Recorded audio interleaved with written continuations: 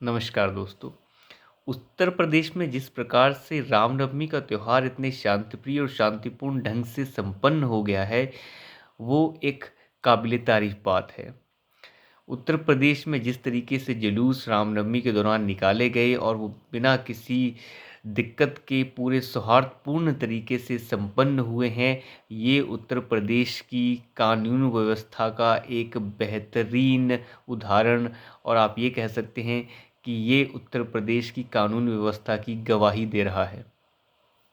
लोग जो कहते रहते हैं सुबह से शाम तक और पता नहीं किस किस तरह के आप आक्षेप लगाते हैं कि कानून व्यवस्था ठप हो चुकी है। योगी आदित्यनाथ जी जो हैं वो विफल रहे हैं, गोलियां चल रही हैं, परंतु जब हम अपनी आँखों से किसी चीज़ को देखते हैं तो हम उस पे विश्वास करते हैं और पिछले 2-3 दिन से जिस तरीके से रामनवमी के त्यौहार के दौरान जिस प्रकार जुलूस जगह-जगह जो जुलूस निकले हैं उनके ऊपर जो पथराव हुआ है, वो पथराव बहुत ही निंदनीय है और जिस तरीके से वो हुआ है वो एक बहुत ही सोची-समझी चाल जैसा लगता है। ऐसा लगता है जैसे सुयोजित ढंग से हुआ हो और मैंने इस पे पहले भी वीडियो बनाई है, उसके डिटेल में मैं नहीं जाऊँगा।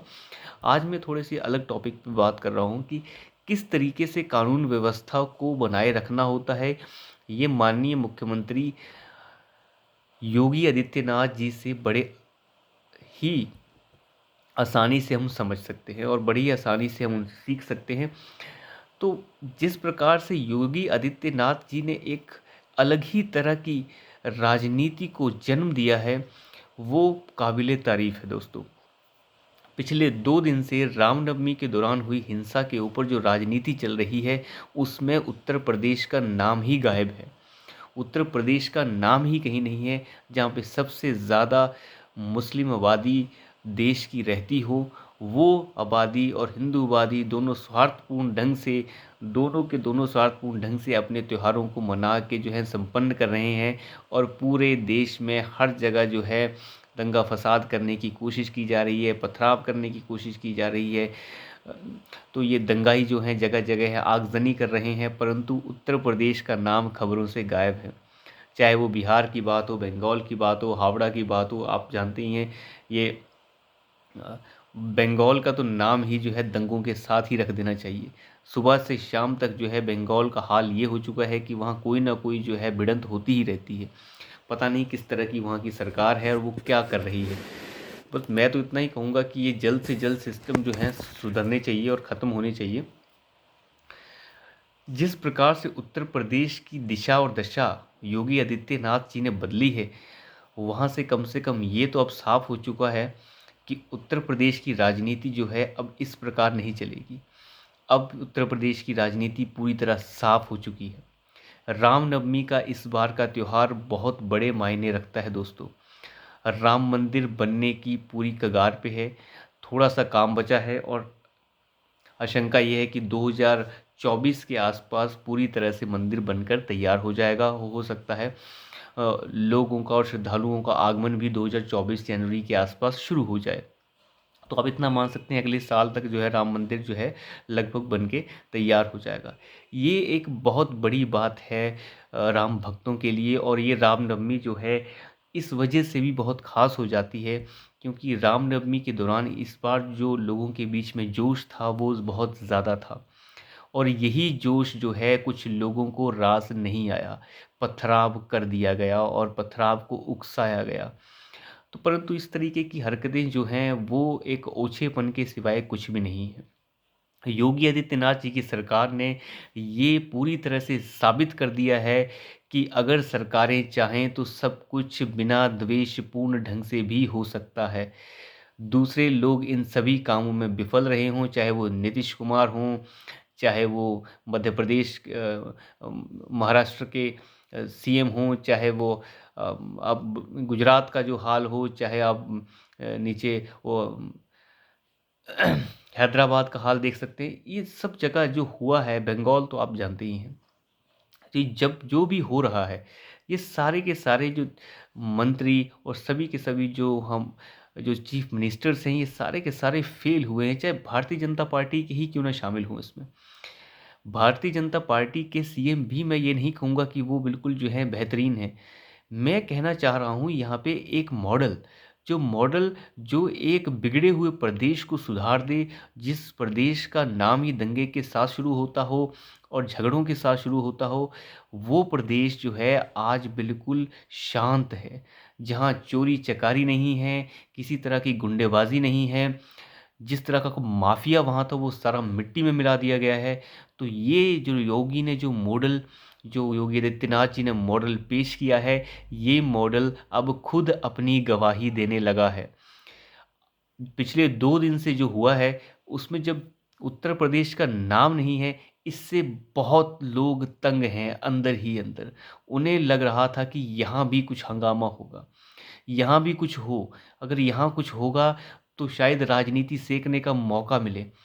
तो ये राजनीति सेकने का मौका अब मिल नहीं रहा है। योगी आदित्यनाथ जी ने जिस तरीके से जो माहौल दिया है, उस माहौल से सारे गदगद हैं दोस्तों। किसी तरह का कोई भी किसी तरह का कोई भी हवा का झोंका तक भी जो है योगी आदित्यनाथ जी की इजाज़त के बिना यूपी में नहीं हिल रहा है। इसे कहते हैं कानून का राज, और यही है राम राज्य। राम राज्य योगी जी ने स्थापित करके दिखाया है दोस्तों। ना कोई लपेट है बातों में, सीधी बात है, बिल्कुल साफ सुथरी बात योगी जी करने वाले हैं। हिंदुत्व को मानने वाले हैं और सारे प्रदेश का ख्याल रखने वाले हैं, चाहे उसमें कोई भी संप्रदाय हो, किसी भी तरह का कोई धर्म हो। धर्म, संप्रदाय, जाति से इसका कोई लेना देना नहीं है। वो चीफ मिनिस्टर सबके हैं, परंतु वो निजी तौर पर एक हिंदू हैं, इसलिए वो अपना जो जीवन है वो हिंदू तौर तरीकों से व्यतीत करते हैं। उनकी बातों में बिल्कुल मधुरता और साफ सुथरी बातें हैं। जिसे समझ में आनी होंगी उसे आएंगी, जिसे नहीं आनी होंगी उसे कभी नहीं आ सकती। तो इन सभी चीज़ों ने और सभी बातों ने कम से कम हमें एक पूरे भारत में जो एक राम राज्य का उदाहरण है वो दिया है। खराब लोगों पर सख्ती और दूसरे जो खराब तत्व हैं उनके खिलाफ सख्ती दिखाना, ये जो चीज़ दिखाता है, इसी चीज़ से ही राम राज्य निकल के आया है। और राम राज्य जो उत्तर प्रदेश में स्थापित हुआ है, लोग उसको अब अनुभव भी कर रहे हैं। जो लोग पहले परेशान थे, वो दिक्कतों में थे, आज वो पूरी तरह से अपने जीवन को शांति में महसूस करते हैं। तो ये जो लाभार्थी वर्ग, हमने बहुत बार सुना होगा लाभार्थी वर्ग, किसी को आटा दाल चावल मिल रहा है वो लाभार्थी वर्ग है। परंतु हम एक सुरक्षा के भाव में जिएं, ये भी एक लाभ है।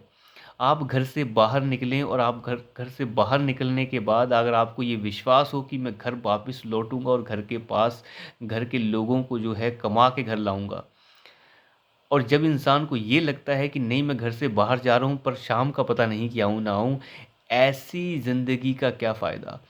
हमें ऐसी ज़िंदगी चाहिए होती है जहाँ पे शांति हो और लोग जो हैं सुरक्षा सुरक्षा अपने आप को सुरक्षित महसूस करें और आपके काम करने के लिए आपको माहौल दिया जाए। तो इसी को राम राज्य कहते हैं और योगी जी ने इसे स्थापित करके दिखाया है।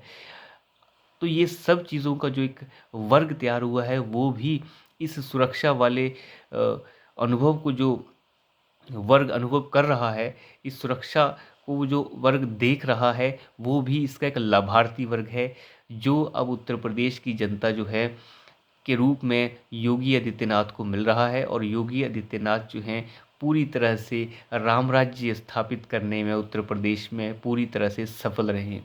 दूसरे जितने भी जगह पे दंगे फसाद या जो झगड़ा फसाद करने की कोशिश हुई है, जगह जगह पे पथराव और ऐसी चीज़ें, देखिए उसके ऊपर मुझे डिस्कशन आज नहीं करना, परंतु ये जो भी हुआ है ये नाकाबिलियत तो है ही, परंतु ये हताशा है।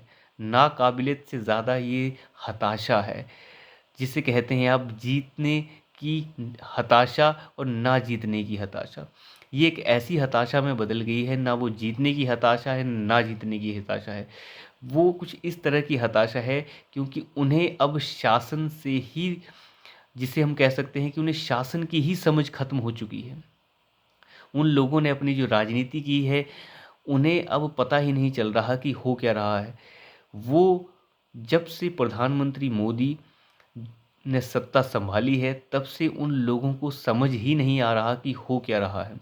कुछ लोग परेशान हैं, कुछ राजनेता इतनी बुरी तरह परेशान हैं, वो ये सोच रहे हैं कि ये जनता मोदी से नाराज़ होती क्यों नहीं है, ये मोदी हटता क्यों नहीं है। प्रधानमंत्री जी के भाषण में इस पर काफ़ी चीज़ें साफ सुथरी थी। उन्होंने कई बार व्यंग्यात्मक तरीके से कुछ लोगों का नाम लिए बिना कहा। कुछ लोग ये कहते हैं कि हटते क्यों नहीं हो, 2 बार प्रधानमंत्री बन तो गए और कितनी बार, अब क्या। तो शायद मुझे लगता है वो एनसीपी के शरद पवार की बात कर रहे थे, शायद उन्होंने एक इस टाइप की बात कही हो सकती है। वही ऐसे चाणक्य हैं जो इस तरीके की हरकत कर सकते हैं। पहले बीच में ऐसी खबर आई भी थी जो उड़ते उड़ते की इस तरीके की बात हुई है, जब शरद पवार प्रधानमंत्री कार्यालय में मिले थे उनसे पार्लियामेंट में। तो ये जो इस तरीके से जो जो हताशा है, ये हताशा जो है अब कुछ राजनेताओं को काम करने नहीं दे रही है और उनसे कुछ गलत तरीके से राजनीति करने को मजबूर कर रही है। इसी वजह से इस तरीके की पथराव जैसी हरकतें आपको देखने को मिल रही हैं।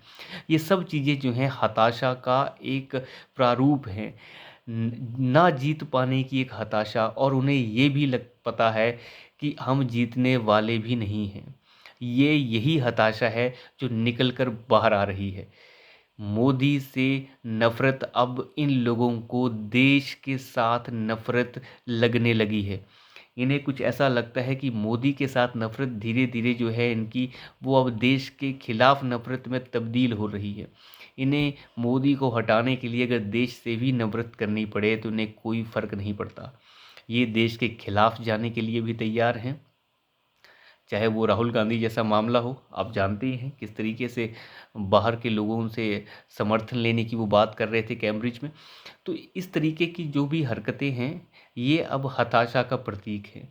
चाहे वो पत्थर चलना हो, चाहे बाहर के लोगों से मदद मांगना हो, ये सब हताशा का प्रतीक हैं, ना जीतने की हताशा और अगले कई सालों तक ना जीतने की हताशा। परंतु इस सभी चीज़ों से दूर जो सबसे सुखमय पल जो पिछले 2 दिन से हम देख रहे हैं वो ये है कि उत्तर प्रदेश में राम राज्य की स्थापना हो चुकी है और योगी जी पूरी तरह से इसमें सफल रहे हैं। तो आज के लिए सिर्फ इतना ही। कल फिर से मिलेंगे। धन्यवाद।